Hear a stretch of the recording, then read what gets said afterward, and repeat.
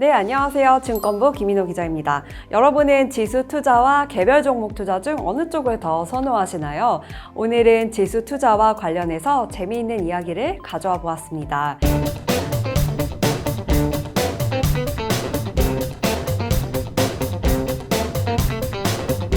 우리나라에서도 미국 주식시장은 장기 우상향 믿음을 타고 인기를 끌고 있는데요. 이 S&P 500 지수가 올해 1월 이후에만 23% 올랐으니까 인기를 끌만도 합니다. 그런데 월가에서 그런 호시절은 끝났다는 대형 투자은행 의견이 나왔어요. 또 동시에 반대로 앞으로도 계속 매수를 권한다는 유명 공매도 투자자의 의견도 나왔습니다. 다름 아닌 공매도 투자자가 매수를 권하는 자산이라고 하니까 왠지 한 번 더 눈길이 가지 않나요? 자, 미국 시장 대표 주가 지수죠. S&P 500 지수가 이른바 매그니피센트 7 극소수 대형 기술 기업들의 성장세에 기대어 올랐는데 이 기업들의 성장세가 앞으로 어떨지를 두고 관점의 차이가 의견을 가른 것으로 보입니다. 데이비드 코스틴 수석 전략가를 중심으로 한 골드만삭스 주식 전략팀은 최근 투자 전략 보고서를 통해서 이 S&P 500 지수가 앞으로 10년간 연평균 3% 수익률을 내는데 그칠 것이라고 추정을 했습니다. 최근 10년간 이 해당 지수가 연간 13% 올랐고 또 10년 이상 장기 추세선상 평균 11% 뛰었거든요. 그런 흐름에 비해서는 눈에 띄게 3%라는 수익률이 낮은 수치이기는 합니다. 골드만삭스가 앞서서 21곳 자금운용사들의 분석을 집계한 것을 보면요. 이 전문가들이 대체로 앞으로 10년간 S&P 500 지수 수익률이 4.4에서 7.4% 사이, 평균 6%일 것이라고 봤는데 이것에 비해서도 골드만삭스 측의 이번 추정은 굉장히 낮은 수치입니다.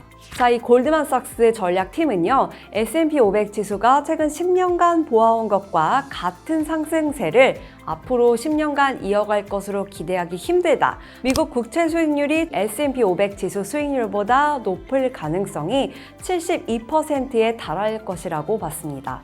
또 이 S&P 500 지수 수익률이 오는 2034년까지 인플레이션보다 뒤처질 확률이 33%라고 전망을 했는데요. 이렇게 따지면 실질 수익률이 오히려 마이너스가 될 수도 있다는 이야기입니다. 자, 이달 초 코스틴 수석 전략가 골드만삭스 팀은 올해 S&P 500 지수 전망치를 기존 5,600에서 6,000으로 높였고요. 또 12개월 후 목표치는 6,000에서 6,300으로 높였는데 단기적으로는 긍정적이지만 장기적으로는 비관적인 셈입니다. 골드만삭스 측의 이번 장기 전망은 S&P 500 지수 투자를 선호하는 우리나라 투자자들 사이에서도 눈길을 끌만한 부분이에요. 한국 예탁결제원 집계를 보면요. 한국 투자자들은 해외 증시 ETF 중에서 레버리지 상품 제외하고요. 이 SPDR S&P 500 ETF, 흔히 스파이라고 부르죠. 이 스파이를 두 번째로 많이 보유하고 있거든요. 다만 이 S&P 500 지수 향방에 이처럼 비관적인 전망을 나오고 있으니까 우리가 한번 눈여겨볼 만합니다. 골드만삭스 측은 그간 미국 주식시장을 끌어올린 M7 빅테크 기업들의 성장세가 앞으로는 둔화될 것이라는 예상을 근거로 들고 있어요.